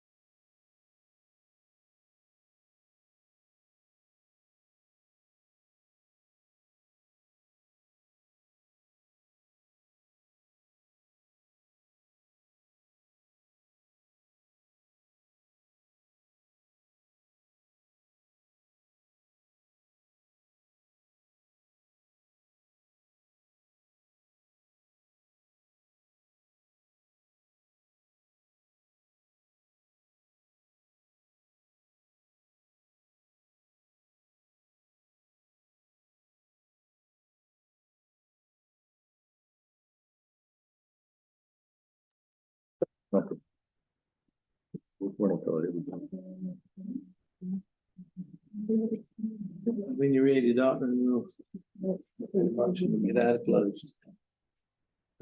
Good to go. At this time, we need a motion to come out of the executive session. I move. Second. And move proper second, and we'll come out of the closed session. All those in favor, let me know by saying aye. All opposed likewise. None, motion carried. We're now back in open session. And we'll move down to number 11, closed section, session action item. Chairman, 001. Chairman, members, I request you approve the personnel actions item that's for tonight. Okay. Like me entertain a motion to approve. Motion to approve. Second. Move in proper second, we approve 11.01 personnel action item for tonight. Any discussion? Here's none. All those in favor, let me know by saying aye. All opposed likewise. Here's none, motion carries. Okay. It's time 12, matters of interest of the board. Any board members? I got a question. I mean, I would like to, Mr. Burris was saying they were doing training. How many, maintenance people are we sending out to stay up to date on this operating system? We sent the whole crew out there, all staff members went. They're right, Mr. Flynn, we sent everybody. So everybody had to work in knowledge. If there was an outage or they had to reset something, they would all know. So we sent, that was for the solar panel. And there'll be some additional, that might specialize, but they still got some more to do. But those two, everyone has been out to get training from those. And the next would be, I'd ask about the JV participation. Have you got with the schools and got us some information? Yes, sir. I have instructed our high school principals that it's an expectation, also for numerous reasons, that we need to look at restoring our JV sports. And that was an expectation of us for the fall. So we have a lot of, and we got some girls that had JV in the past that hadn't had. I mean, sometimes in some of the boys' sports, but we got to be very mindful of that. If you're offering something on as a male, for example, you have a male JV team, there should be a female JV team. That's a Title IX requirement. So that is something we've told them. Obviously, this time of the year it's too late, but they have been instructed that we need to move in that direction and offer JV as we have in the past for our high school sports. Is there a possibility, like when during the summer, when there's like open gyms and different things like that, that we could provide transportation for kids out in the community that can't get there? I mean, just a thought or an ask, or because there are kids that would love to be there, but parents have to work and do different things. So is there, and I know it's not something we've done in the past, but it might be something to kind of incorporate some inclusion there. And then number two, I don't know how much of our high school coaches visit our middle schools and provide support, or and different things. And are we doing that, or is that something that we need to do a better job of? Because everybody needs to know who the basketball coach is, the head women's coach, those types of things. Are we incorporating that into this message? I could not say definitively that they have done that. I think it's been some of it informally, but I'm just thinking now when we go around to when we do the registration process for high school courses, it'll be a great time when they do those visits to incorporate, coaches in transition time, so that way they can, so that way they get a chance to meet them. And if something the board is interested in doing in terms of transportation, that could be done. I mean, it's a matter of us putting it in motion. If you think about it, obviously, athletics are generating funds. It could be where, we can, we're getting the funding if it be a local, or if it had to be, if we kind of married some funds, because you are trying to build your athletic program. So the more sports you can add, that's more revenue that you would generate. Right. So, I mean, that's, it's a win-win on that, but that's definitely something that we could, bring back to you all to consider. I can talk with, our high school folks, and be mindful. Now, another thing that kind of came up as it relates to high school, is openness, because some districts have started going this direction. Obviously, early colleges do not have enough folks to fill But some districts have looked at, wherever their home school would potentially be, those students could try out. So if you had a student that, take two children, for example, one would have been at West Bladen, at their college was non-existent. One would be at Ethan. So have allowed them to try out, I would say, be responsible for their transportation, getting over to those high schools. But that is something that some districts are looking at, even for early colleges, to allow them to be a part of, high school athletics. That's just another thing that could be another item that could be discussed. I also think that the principals need to act now and go ahead and, who is that next JV coach? We need to be building that pipeline, because I can tell you, coming up through the next 5 to 6 years, there's gonna be a lot of interest in it. And I think your numbers are gonna be significantly higher. And I think they need to go ahead and figure out who that coach or who those coaches are gonna be, so we can already be like, hey, we're ready for it. And we're inviting that, because we want to have those programs. So that's something we need to go ahead and get out on the table with. And historically, we've paid JV coaches, so that's not been an issue. So the money's there, to make it happen. And I had a conversation, actually the weekend, with someone that's interested in bringing a new sport to our area. And I'm going to be talking with principals and ADs. We got a graduation meeting. We're gonna kind of do this at the beginning. But there's been some interest, and we got some neighboring counties that are looking at bowling for high school. So that's another, that you're gonna kind of talk with them and kind of see that. But just kind of look at other opportunities we could expand, even more offerings, more opportunities for kids to be involved. You might have a kid that they won't play football, but they go out there and chuck a bowling ball and get a strike 10 out of 13 times. I mean, so that's another option, for those students that may not be in, in traditional sports that we've had. Where would they do that? They're doing it right now. I know Robinson and Columbus, they're bowling at Lumberton Bowling Center. What they kind of explained to me is that, typically it goes two ways. They take them, they can go 1 day for practice over there, and there's the bowling alley in Lumberton does not charge the high school students to practice. And then some go the day of their match and practice ahead of time. But at most it's twice, I think it's twice a week we go over. And I don't think it's every single week, but that's something that I think they've done kind of thing is, there was a gentleman that's kind of heading that league up some, and I told him we would at least kind of discuss it, and obviously bring it back to the board, but it's something we feel strong about to add it to our, sports. Heck yeah.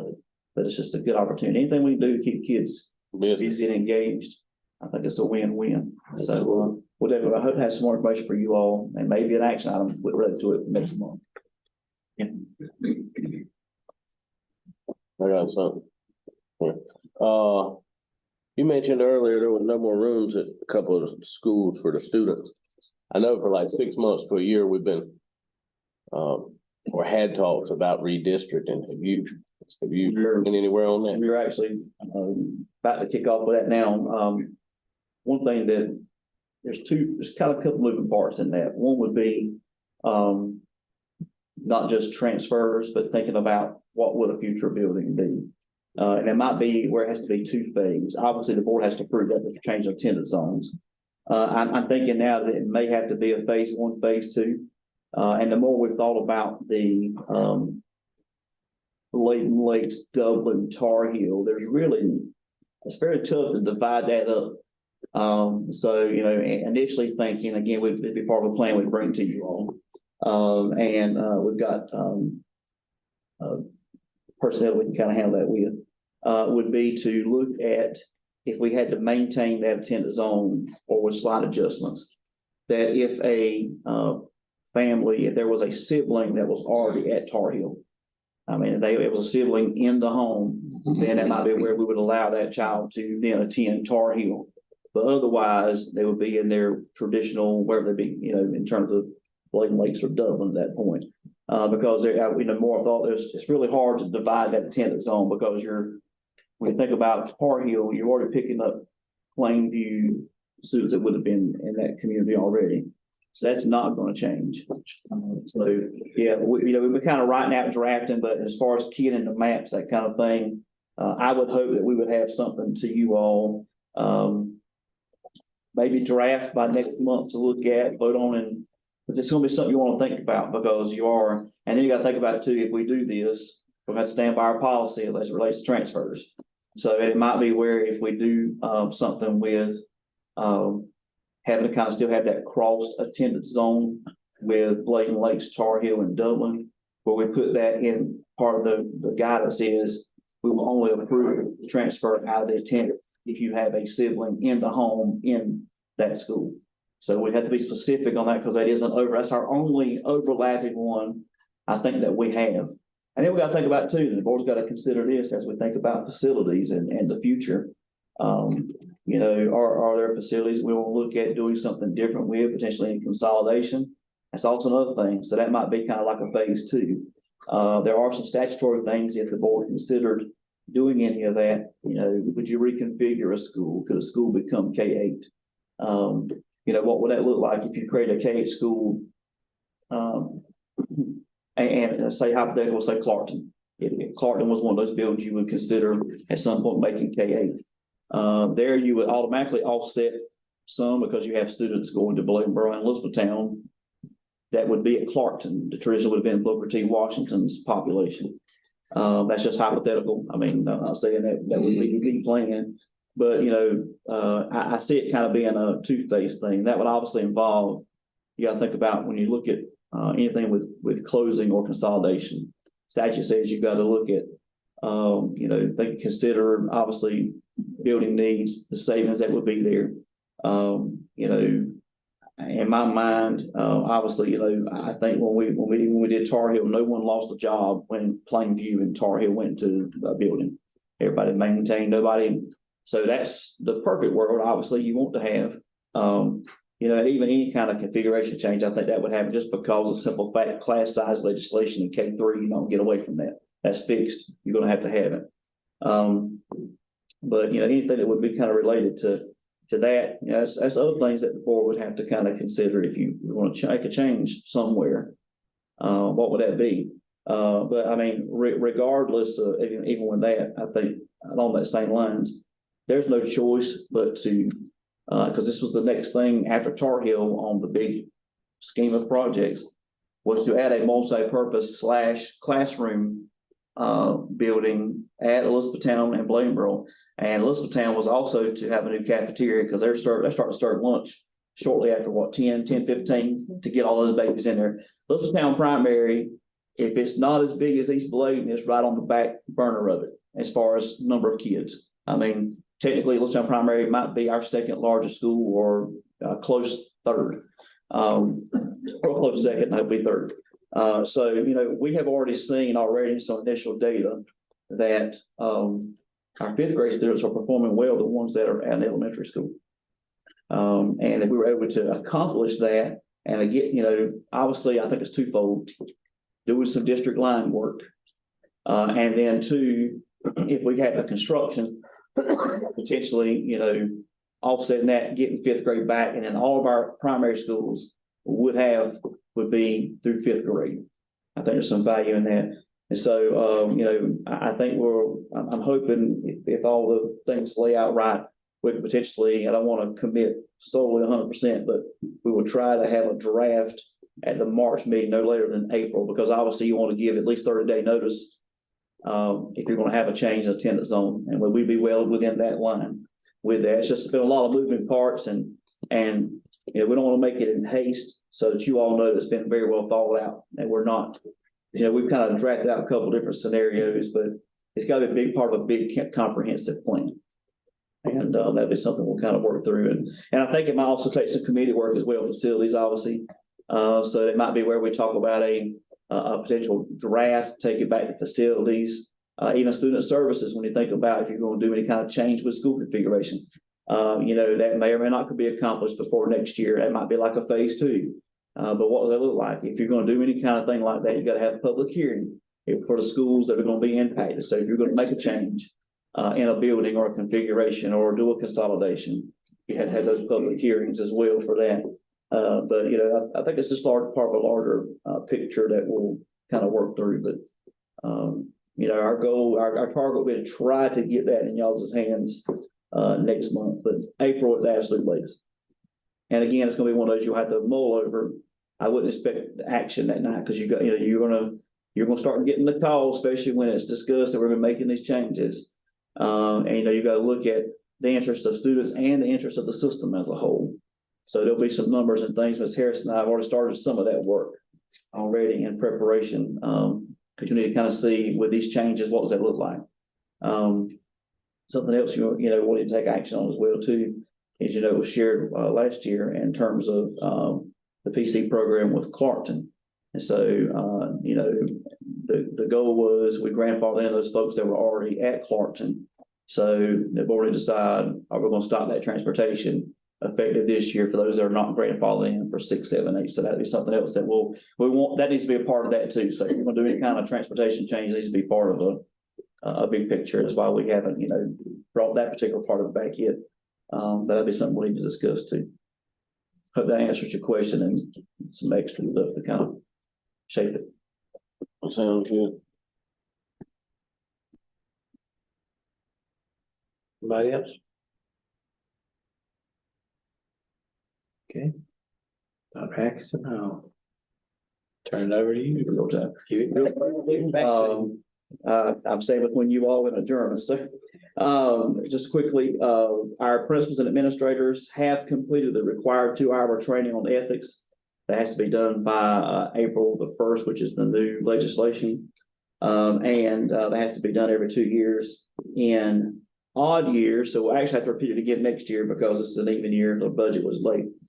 We are looking, it's optional, but we believe this is important because our clerical staff that work with funding, putting in purchase orders, that kind of thing, we believe that's going to be an important training for them as well.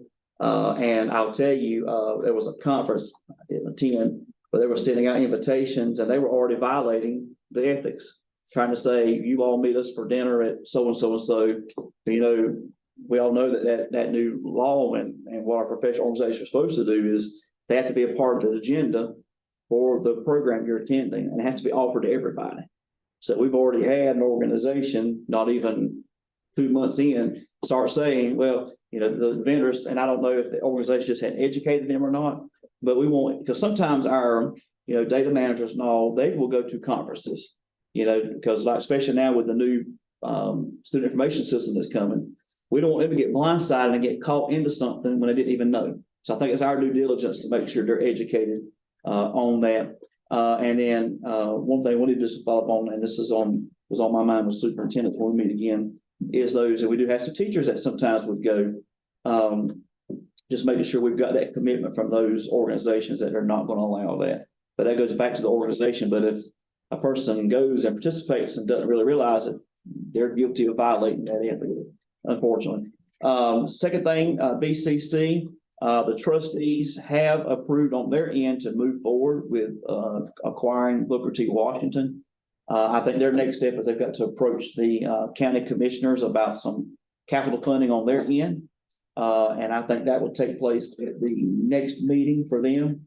I'll verify that. So maybe as early as March, we could potentially entertain an approval to deed that property to them with the necessary clauses Mr. Grady had shared at the last meeting. So anything, once we find out, I find out from Dr. Lee how that goes with the county, I'll send you all a message, let you know, and then let you know if we'll be pursuing that at the March meeting or not. There are several education bills that are pending to short session. I'm gonna send you all an attachment that you share with me. It just has links to all those bills so you can look at them at your leisure when they return back. They're supposed to be in short session. Sometimes that's when things get slid in. They could even change the load. Right now, they've got some races and things already laid out for employees, but all that stuff is subject to change. We saw a great turnout of kids here tonight. We have more coming next month as it relates to beta. And we know that there's always been an expense for students to attend nationals and they do a fundraising. I had this brain wave or idea that came to me while I was attending. I got a chance to be at both events for a little while, I could stay the entire time, and it was great to see our kids and our staff, you know, bringing great things back to Layton County. But one thing I would like to do, and I bounce this off of the sponsors and principals, and they're excited, is to host a beta showcase. Because a lot of times, some parents, grandparents, community members don't get to go to Greensboro and see that. So obviously, our largest place is Elizabethtown Middle, and we're going to try to set a date here in the next couple of weeks That would also give them a chance to practice, but we want to be able to have all of our groups have a chance to perform, display everything and make it a fundraising event. Not necessarily because everyone charge admission, but have donations. A lot of times you end up getting better with donations than you do. But it will be a chance for everyone to see their child, their friend's child, grandchild, niece, nephew, whatever, and the community to come out and sell concessions, that kind of thing. But and I had a sponsor walk up to me at middle school and said, I had this idea. I said, well, I think that's divine intervention because we both were thinking it. So a lot of excitement. I think it'll be a great opportunity to highlight our kids. They've done good work, and families and the community deserve the right to see that and to give them that exposure. The more we can put them out and get that exposure, the better it's going to be for them. Reminder, February 22nd is early release day. That is a required work day in the afternoon for staff. And then 23rd will be an optional teacher work day. Most folks will exercise their option for that day, and I can't say I blame them. We've done some good work with the school calendar over the last year, and the consent agenda, you approved that tonight. And that was some of the feedback we got a couple of years ago was there's no sense in giving them work days when they can't exercise the time for their hard-earned leave. So by doing that, we've moved those required times, except for beginning of the year, to those half days. Next meeting will be May 21st, and you've got an email from me earlier with a wind advisory.